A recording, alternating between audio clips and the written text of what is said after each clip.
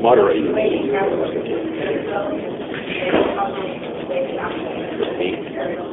Okay, let's begin. Welcome to the University of Tennessee Nuclear Engineering Department Seminar Series. I'm Lee Dodds, and it's my privilege to introduce today's speaker, who really needs no introduction.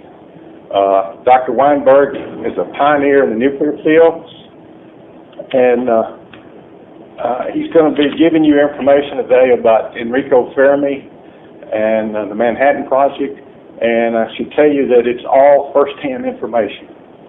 Okay, he was there, and so the information you get is going to be first-hand. From 1948 to 1955, he was the research director for the Oak Ridge National Laboratory.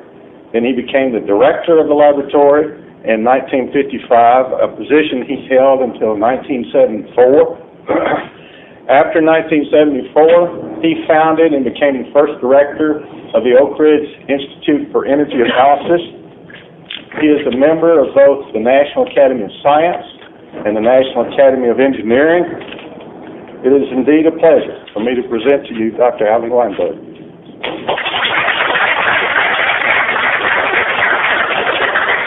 Well, thank you very much, Lee, for that nice introduction.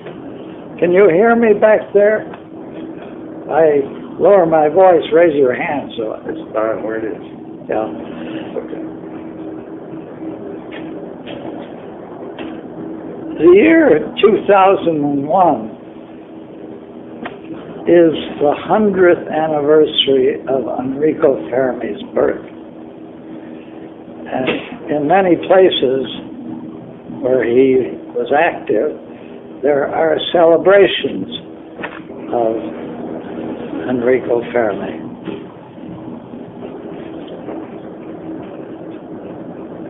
I first met Enrico Fermi in 1942.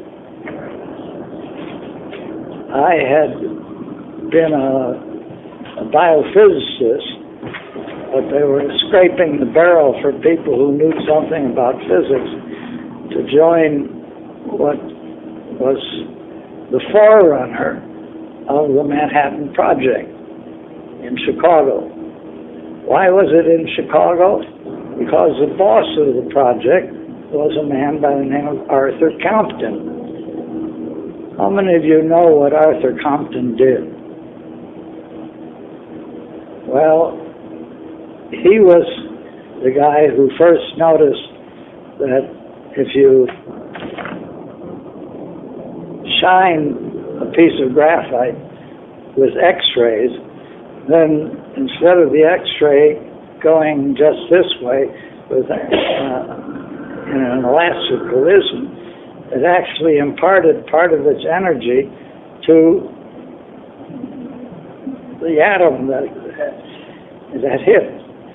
And some of us don't realize that this was almost a crucial experiment which made people take seriously the idea that photons existed. It was very, very important as far as the development of quantum mechanics was concerned. Well, Arthur Compton was the highest ranking physicist politically, I guess, at the time, comparable perhaps to Ernest Lawrence, who was the inventor of the cyclotron. And when in 1941 it was decided to consolidate all of the work that was being done in various places on the possibility of chain reactions, Arthur Compton, bless his soul, said, well, I'm from Chicago, so we're going to move everybody to the University of Chicago. That was not a very popular decision because most of the work was being done at Columbia and at Princeton. Little was being done at Chicago. But that's how I got involved in the business. I had been a biophysicist and they said, come on, join us in the chain reactor work. But let me first go back to Enrico Fermi. There's a wonderful... Let's move one foot this way so that they can see you. Yeah, okay. Let me move it. I'll move it. Which way? You stand tall. Yeah, okay. Change Change of coordinates. of coordinates.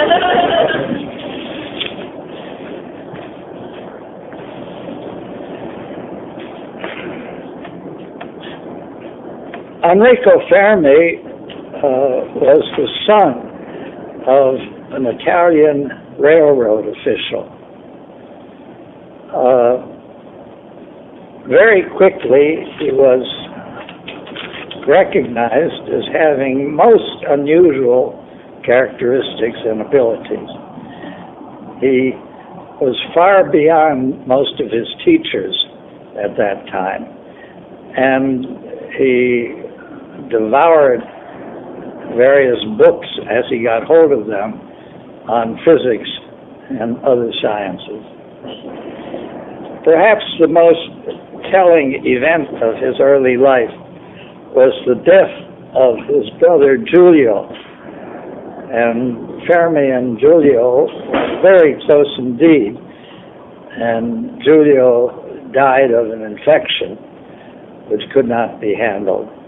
The result was that his mother went into a deep depression, and in the book on Enrico Fermi, written by Emilio Segre, who won the Nobel Prize later on, and was a colleague of Fermi, Emilio Segre said that although Fermi was very friendly and open, there was a certain reticence in his relation to people, and Segre always attributed that to the terrible shock he experienced when his older brother died.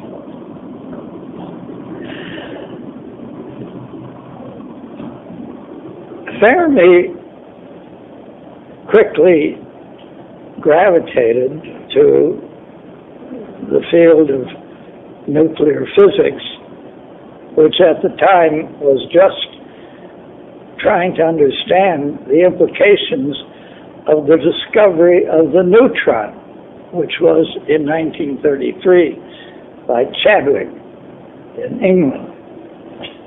And he had the knowledge and the skill to realize that because the neutron had no charge, it ought to be able to slip into a nucleus and induce a nuclear reaction much more easily than, say, a proton or an alpha particle. And he formed a group at Rome which systematically, and that was characteristic of Fermi, he always did things very systematically and always knew more than he published. They examined the effect of neutrons on all of the elements in the periodic chart. Now, artificial radioactivity had already been discovered by Curie and Joliot-Curie, and Fermi was the champion in creating new radioactive species, most of them being alpha emitters. At that time, in the late 1930s, Fermi devised his theory of beta decay. And if one were to ask what was the most important theoretical achievement by Fermi, it probably was his theory of beta decay. Because as part of the theory, he, on the one hand, postulated that there's a neutrino that had to go out in order to maintain the conservation of energy. But perhaps even more important than that, he conceived that there must be an additional force, which is now called the weak force, that mediates beta decay. Now, everybody here knows what beta decay is, right? Okay.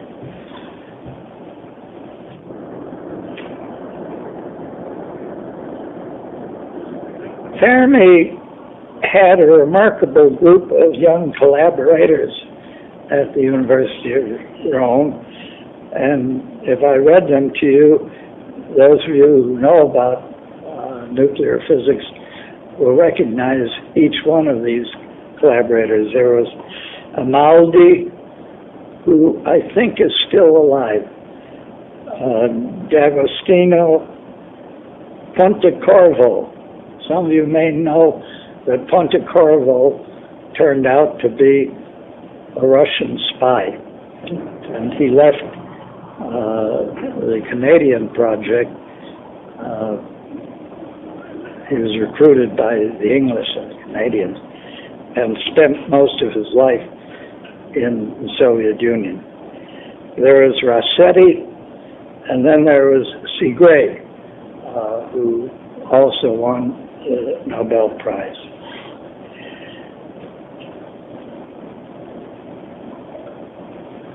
Fermi's Nobel Prize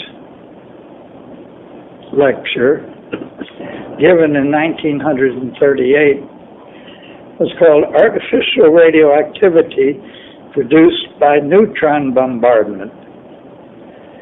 And at that time, he discovered that slow neutrons, that is, neutrons that had gone through paraffin and therefore had jostled around and lost energy, were much more effective in creating radioactivity than were fast neutrons.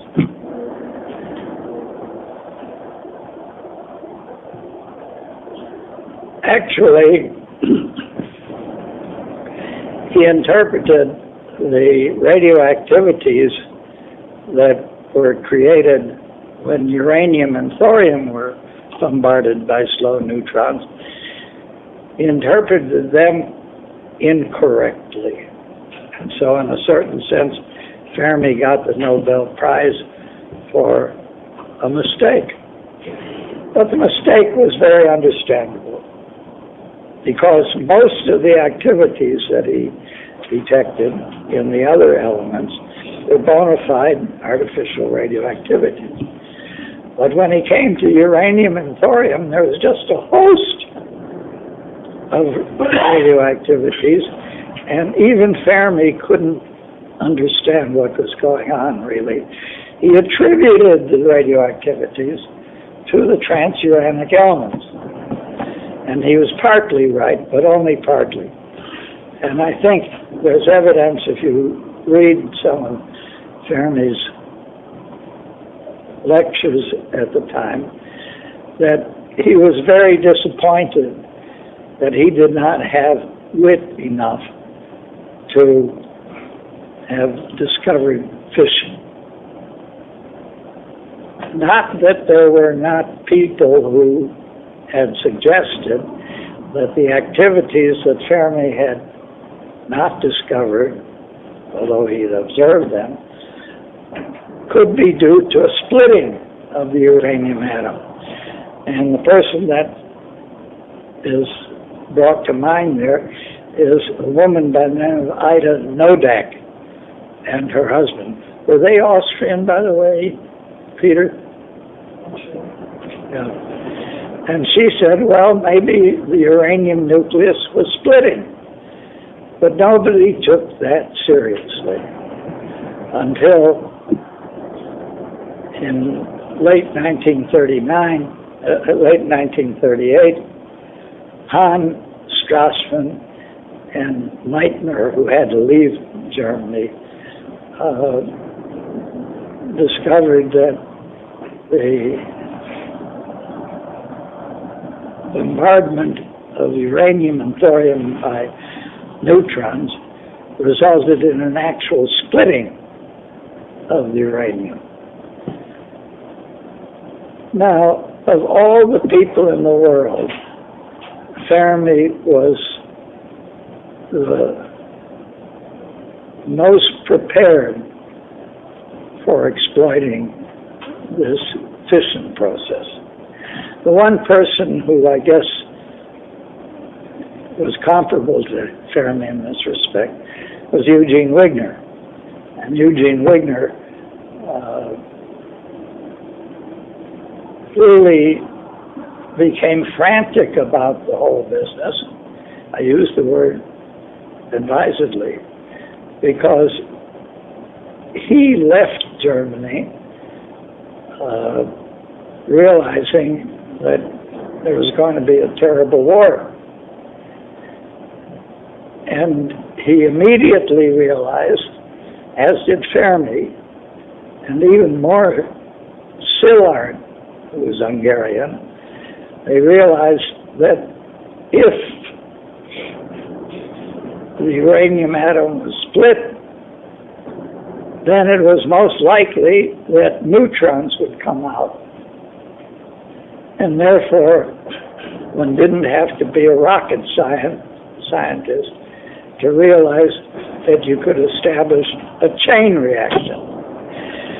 This was not the first time that chain reactions based on neutrons had been suggested. The most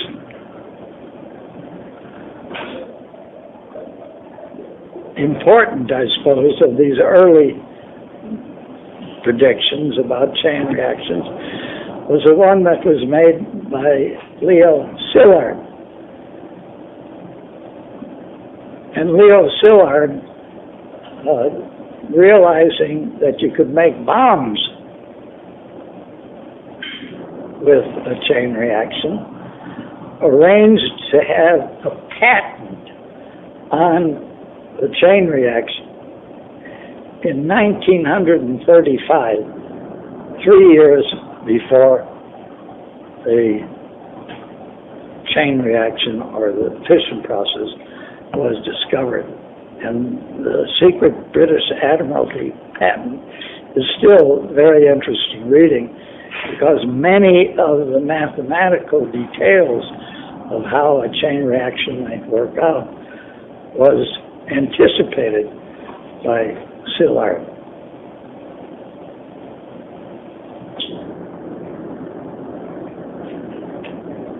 The only thing that Szilard was lacking was a credible example of a nucleus that, when it absorbed a neutron, would give two other neutrons out.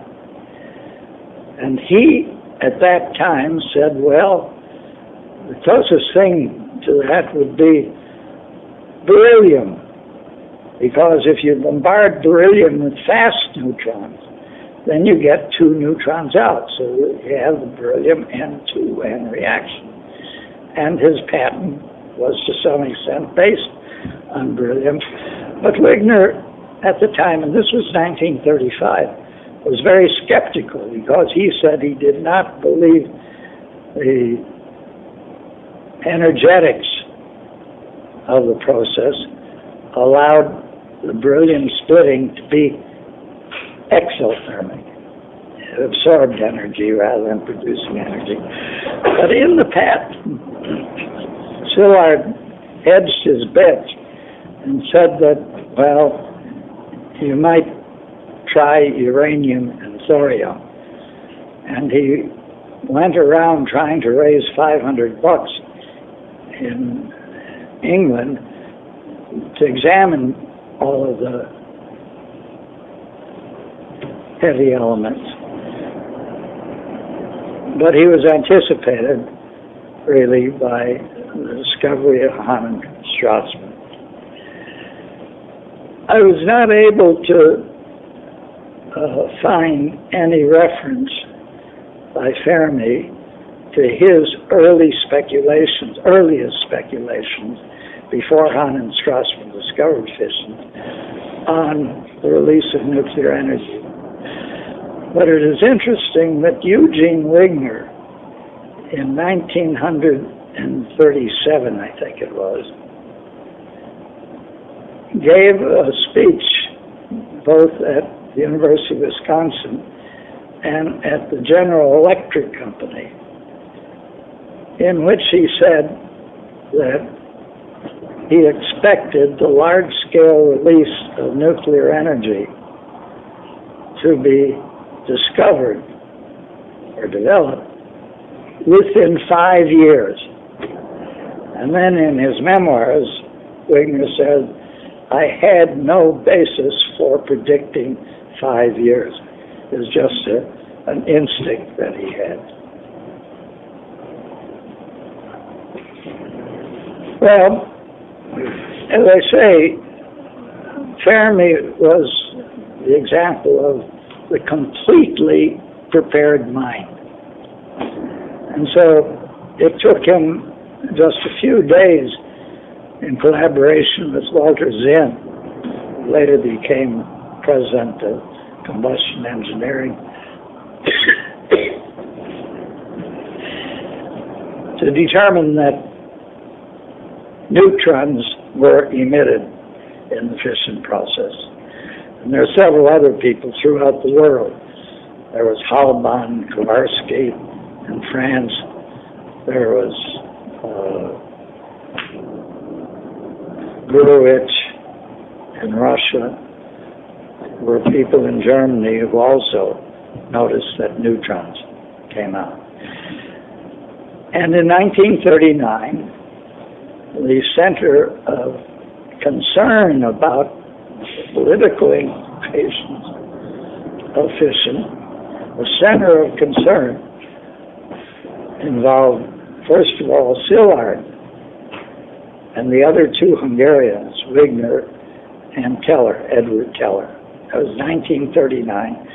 And they arranged for President Roosevelt to write that famous letter urging that the United States take this matter very seriously. It's not clear whether that letter had ever been cleared, so to speak, with Fermi. I don't think it was, because after all, Szilard had been thinking about chain reactions even before fission was discovered. And Wigner, being the foremost theoretical mind in nuclear physics, came to the whole thing very naturally. But the upshot of the matter was that President Roosevelt directed Lyman Briggs, who was the boss of the Bureau of Standards, to allocate $6,000 to Fermi to try to figure out whether you could make a chain reaction. Fermi at the time was at Columbia. I should mention that Fermi's wife, Laura Fermi, and some of you may have read her delightful book called Atoms in the Family, in which she writes about her experience as Enrico Fermi's wife.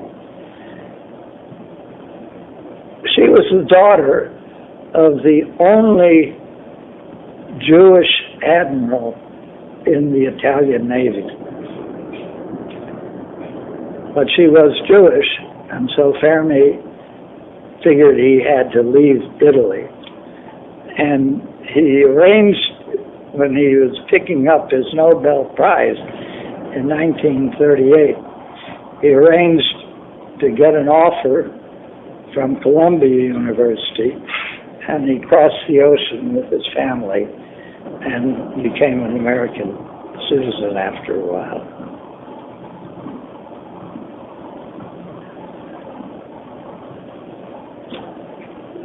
As you look back on how Fermi approached the problem of establishing a chain reaction, it was typically Fermi. He didn't waste time on anything.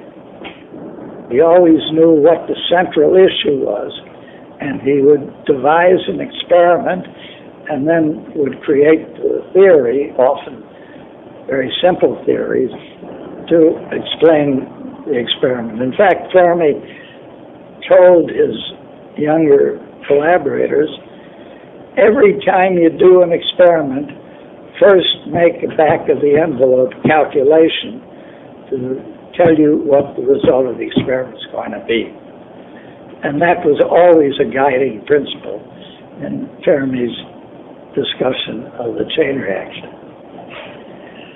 I guess my impression is that Fermi was not driven in the same way the Hungarian refugees were driven to urge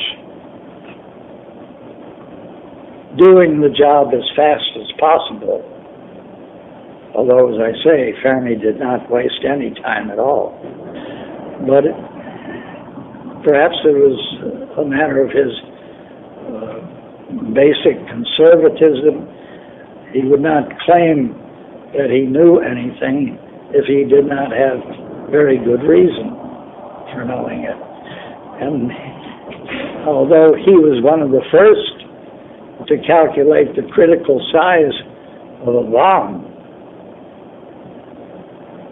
although there's evidence that Wigner and Gregory Bright had also made that same calculation, his result was the critical mass would be between a couple of kilograms and 100 kilograms.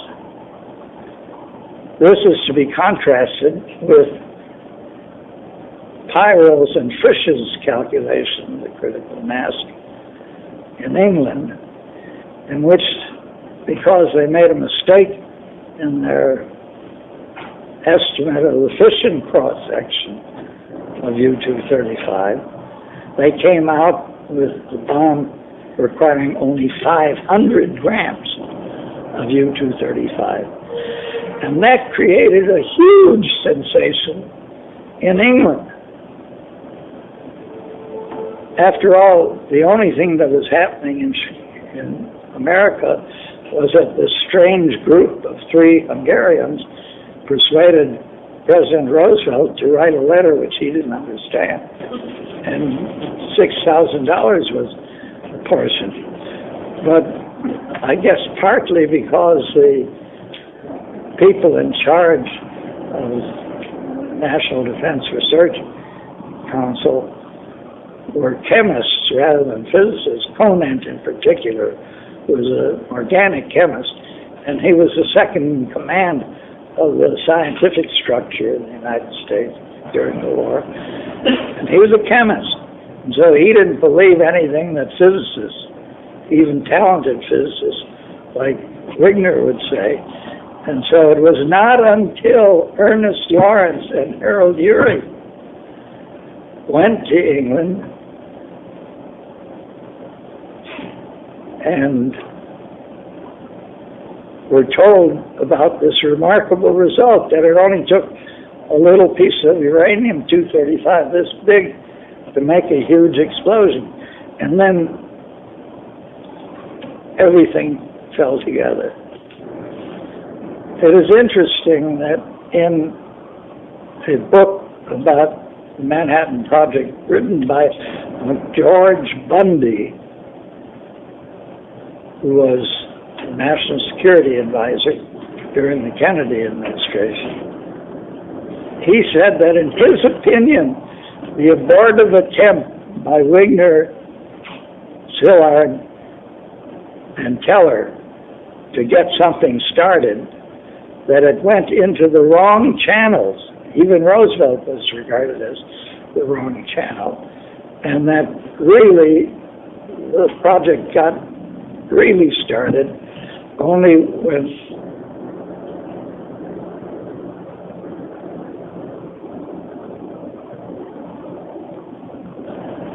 the American chemists, persuaded by the British that the critical mass was only this big, that the thing really was was done on a massive scale. Well, as I said, Fermi, in his quiet and unassuming way, with that $6,000 that he reluctantly received from the Naval Research Laboratory, immediately approached the problem of, can you make a nuclear reaction, chain reaction, with ordinary graphite, ordinary uranium, that's uranium with only 0.7% U-235, and a moderator, which was chosen in America to be graphite. Who was responsible for choosing graphite? Because in Germany and in France, they chose heavy water. And that's why the Germans did not really achieve a chain reaction, because separating the isotopes in heavy water was a very big job. Although Urey proposed doing it with heavy water. Probably the first to propose doing it with graphite was a combination of Szilard and Fermi. Fermi began his experiments at Columbia, and the experiments he performed were called exponential experiments because they consisted of a lattice of uranium oxide lumps spaced about like this in a stack of graphite that was about 8 feet high. And Fermi, in one of his lectures, says that it was unusual for physicists at that time to conduct experiments on anything as massive as 50 tons of graphite. You have to remember that this was before big science, a la Ernest Lawrence, became popular. The first exponential experiment, from which one could calculate what the multiplication constant would be if the thing were infinite in size. The first experiment, which was a combination of graphite with ordinary uranium, mostly in the form of uranium oxide, because uranium metal was a very scarce thing at the time, gave a multiplication constant of 0.87. And unless the multiplication constant was 1 or a little bit larger than 1, a chain reaction would not work. But Szilard and Fermi, who were working together at that time, with the collaboration of Wigner, realized that the materials that were being used in those experiments were primitive and they were impure. And one of the earliest people involved in purification, particularly of the graphite, is your former colleague, now deceased, H.G. McPherson. I guess many of you remember H.G. McPherson, a wonderful guy. And he was the world's biggest expert on graphite. And it was he who realized that the graphite that was being used was contaminated with boron. And that was one of the reasons why the multiplication constant was well below unity. So Fermi embarked on both a procurement program and an experimental program. The procurement for pure graphite, pure uranium, getting rid of the iron cans in which the uranium oxide was held, and which caused a big loss of multiplication constant. They turned to aluminum cans, which were much less absorbing. And so they finally got the multiplication constant up to about 0.91. Well, that meant there was still 8% shy or 9% shy of what was needed for a chain reaction. And it was at that time that Compton made that decision. Everybody moved to Chicago. So you had the Princeton group, which was headed by Wigner, but it also included John Wheeler, who incidentally at that time worked out the theory of fission. And he was the one who also pointed out, although it was really Bohr who collaborated with Wheeler, that the uranium that was causing the fission, the slow neutron, was not the abundant U-238, but the very rare U-235. And so everybody right at the beginning realized if you wanted to make a bomb, then you would have to either extract U-235, which is present in 0.7% in ordinary uranium, a job that Harold Urey, the big expert on high-step separation, took over. Or you would have to establish a chain reaction with ordinary uranium, and by that time it was realized, although both Fermi and Wigner were a little bit skeptical of this, at that time it was realized that you could make plutonium, which was discovered by Glenn Seaborg. And there's a very nice new book by Glenn Seaborg, his autobiography, which is very interesting to read. I reviewed it recently. Well, so that's what people did in Chicago. Fermi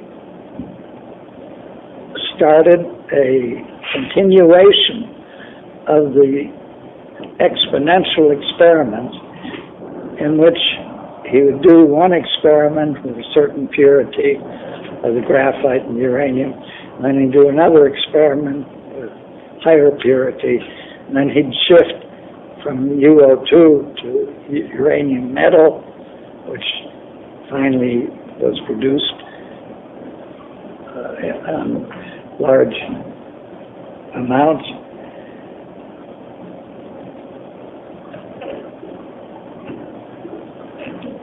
And it was at that time that Fermi invented, along with Wigner, what is now known as the four-factor formula, that the multiplication constant is a product of the fraction of neutrons that undergo fast fission, which is designated by epsilon.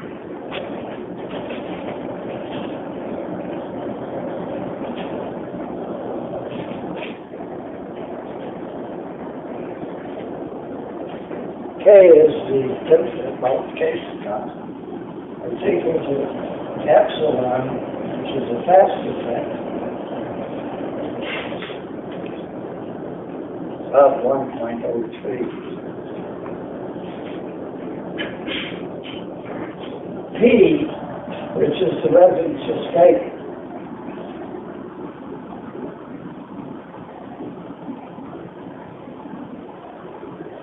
and is about 0.9. That is about 10% of the neutrons get caught. Well, it makes plutonium. And F, which is called the thermal utilization, which is also about 0.9. And all of this is multiplied by eta, which is number of neutrons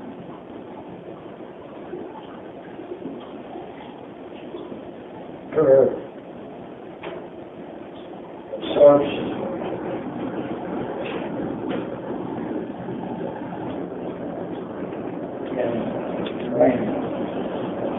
And this number was not known very well, and so many of the experiments were aimed at determining this number. Its present value, I believe, is around 1.22.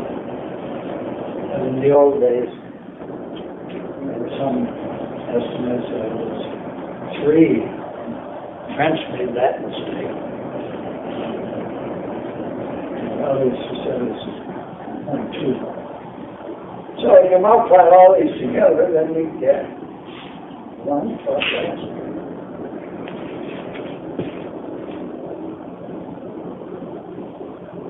"52 experiments were conducted at the University of Chicago in an attempt to determine what the value of K was. And I suppose the most exciting single event of my experience in those days was not the establishment of the chain reaction, which everybody knows about on December 2nd, 1942, but it was the announcement by Arthur Compton, who you remember was the boss, the administrative boss, but he was a very good physicist, won Nobel Prize. There was a room about this large at the University of Chicago, and the big shots, Fermi, Wigner, Siller, and so on, would sit in the front, and us young people, or little shots, were seated in the back. And Compton, in a hushed voice, said, Enrico Fermi has determined that the lattice that they were looking at, that they were examining in this experiment, gave a multiplication constant that was comfortably over 1. Comfortably, maybe 0.5% over. But this was such an electrifying event because all of a sudden, all this stuff that many of us, especially the young people who came from biophysics, from electronics, didn't know a thing about nuclear physics, all of a sudden we had to take the whole thing very seriously. And in fact, I remember the announcement that K in one of the exponential experiments, I think it was exponential experiment number 10.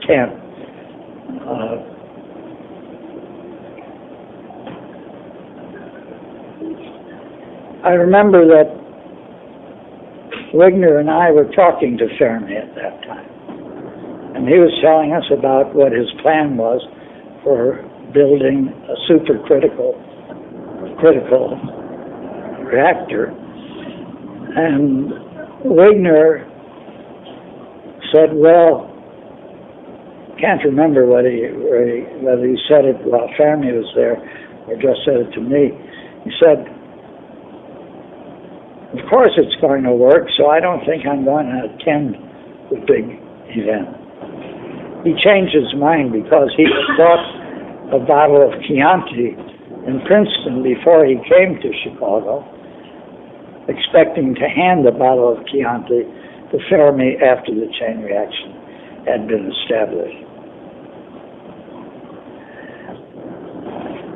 Well, I guess to my dying day, I will express disappointment because I was not in the group of about 50 people who foregathered on the squash court at the University of Chicago squash court because that's the only place big enough to accommodate the 385 tons of graphite and the 45 tons of uranium arranged in a lattice. The reason I wasn't invited was because I wasn't quite high enough in the pecking order. I think I got blue badge number 54 or so, and only those who have blue badges under 50 were allowed to attend. But despite, as I say, Wigner's threat not to even attend this great event, he did show up and handed the bottle of Chianti to Fermi. Now, Fermi has recounted the incident, or the criticality experiment, in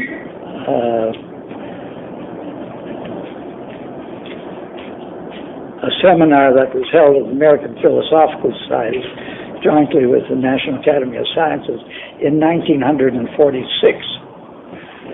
And he told what he did very matter-of-factly, and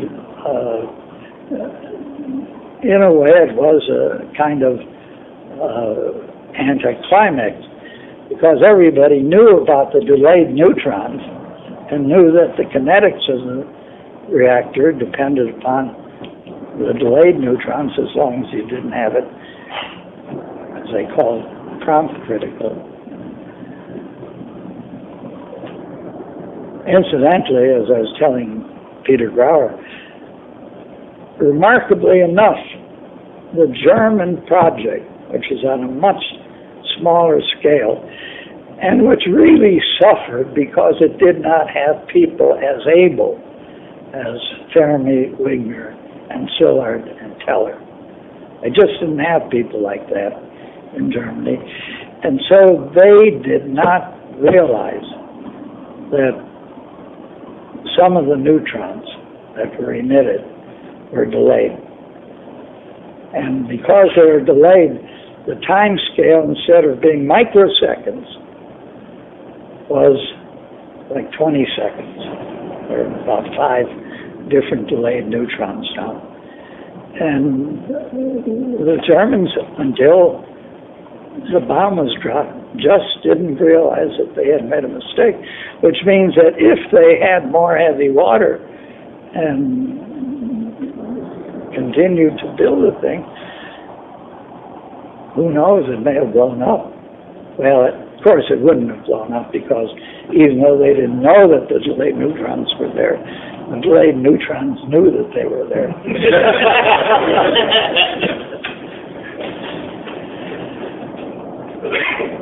Well,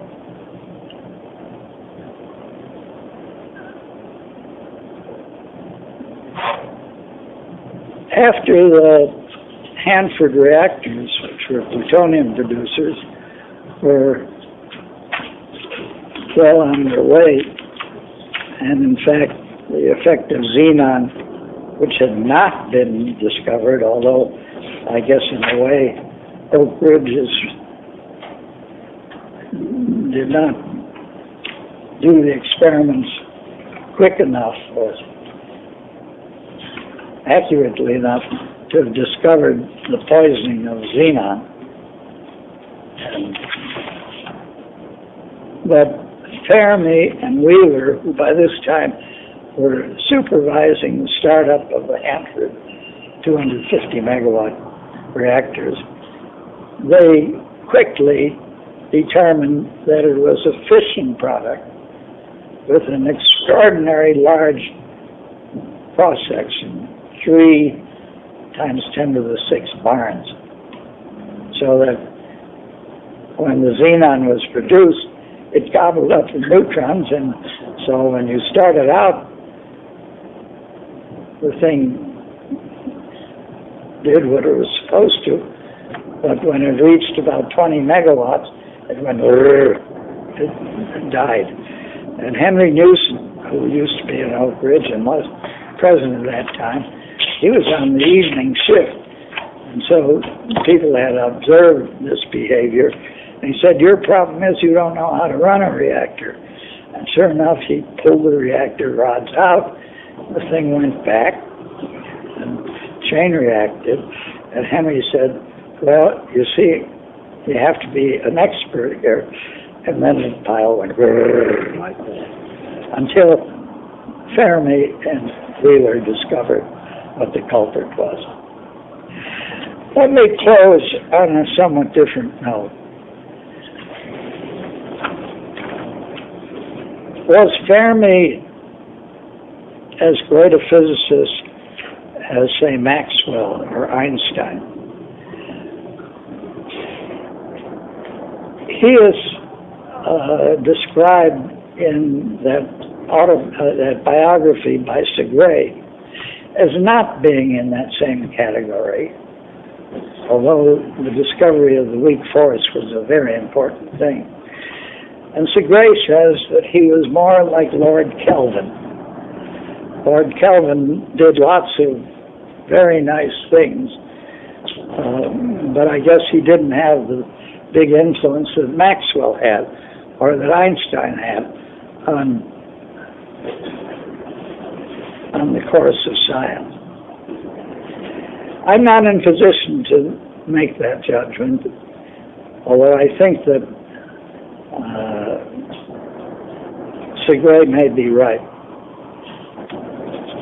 He was an extraordinary individual in being almost the last physicist who could not only operate at the highest level of theoretical endeavor in his theory of beta decay, but he could also do experiments, and his experiments were always simple, direct, easily understandable. For example, at the Alamogordo test of the plutonium bomb, which blew up at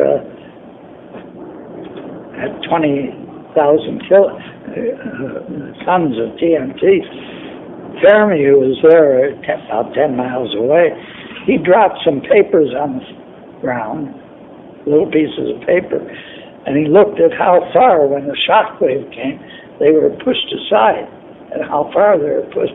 And then he took out his 6-inch slide rule. Students here should realize that both Fermi and Wigner didn't like computers. They weren't in existence. They had little slide rules.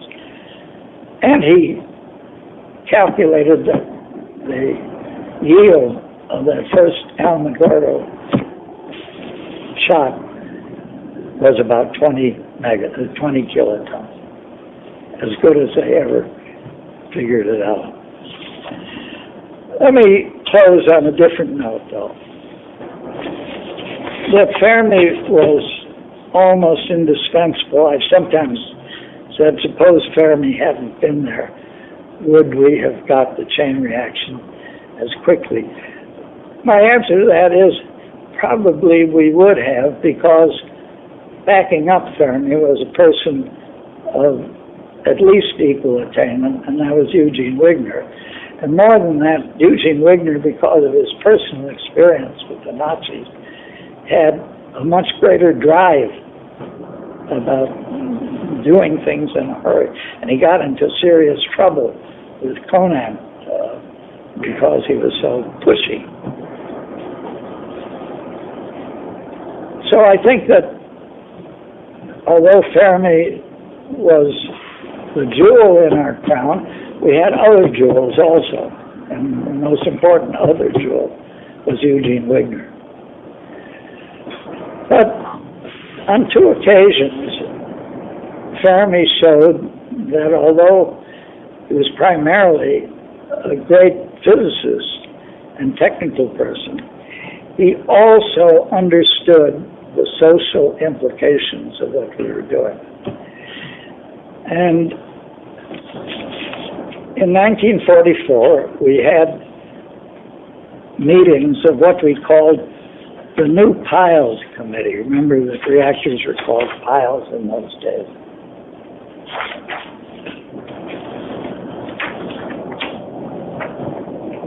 And here are the minutes of the meeting in April of 1944. And I show you the people that were present: Fermi, Allison, Szilard, Wigner, Weinberg, Seitz, Morrison, and so on. And we would always listen to whatever Fermi had to say. And at the New Piles Committee, Fermi introduced the idea of the fast breeder. And I remember that the next day, Szilard, Wigner, and Alvin Weinberg were walking on a path at the University of Chicago, and Wigner said, well, that's a good idea that Fermi has about breeding, about making plutonium that way, but we have to have a name for it. And Szilard came up with the name breeder. That's how it's been known ever since. But then Fermi said to us, look, what we are doing here is very important. It is a new source of energy. But then he issued two warnings. First was that you must somehow control proliferation. First time I heard anyone talk about proliferation, I was back in 1940. But then his other warning went like this. He said, yes, it is true that we are succeeding in tapping a completely unexpected source of energy. But he said, it is not clear that the public will accept an energy source that is encumbered by huge amounts of radioactivity. I've never forgotten those two warnings by Fermi, and this was 60 years, well, almost 60 years ago. But it is a measure of the man that even in those heady days when we were all so enthusiastic about it, he was willing to stand back and point to what the real problems of nuclear energy were going to be. Now, many of you are starting on careers in nuclear energy. My own career in nuclear energy, in a way, has been an attempt to prove that Fermi was wrong. And as a matter of fact, there were a couple of occasions in which Fermi made a boo-boo. I even have a copy of the boo-boo. Here you are. That's Fermi, and this is supposed to be the fine structure constant, but he's got it mixed up. It's E squared over HC. And this is the famous picture of Fermi that everybody uses.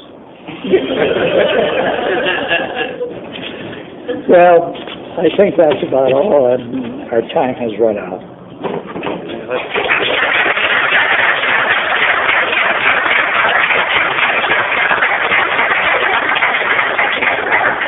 Okay, we have time for just a few questions. Okay, I have a question. Tell us a little bit about Fermi after the war. And I think he went back to Columbia. No, he went to Chicago. What did he do there? He was the director and founder of the Institute for Nuclear Science, I think it was called. Was it nuclear science or nuclear physics? Studies, How's that? studies, Yeah, nuclear studies, yeah. And they built a big cyclotron at the university.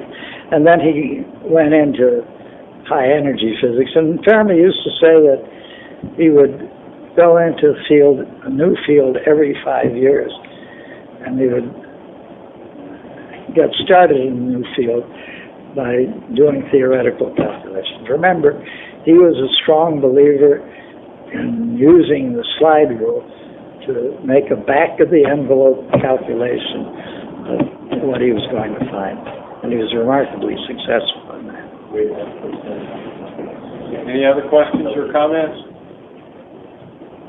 If not, let's express our appreciation again to Dr. Weinberg.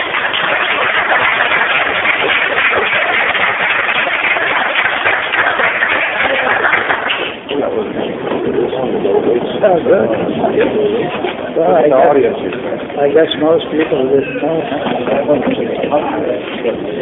Well, you know, business, it's not just firsthand. Yeah. Somebody. Well, that's good seeing you. No notes. Oh, no. I asked Hal Burton. That'll be good. Well, I told him. He told me if he knew. You give it more thought. And we were going to get the bill, he was going to call me back and say,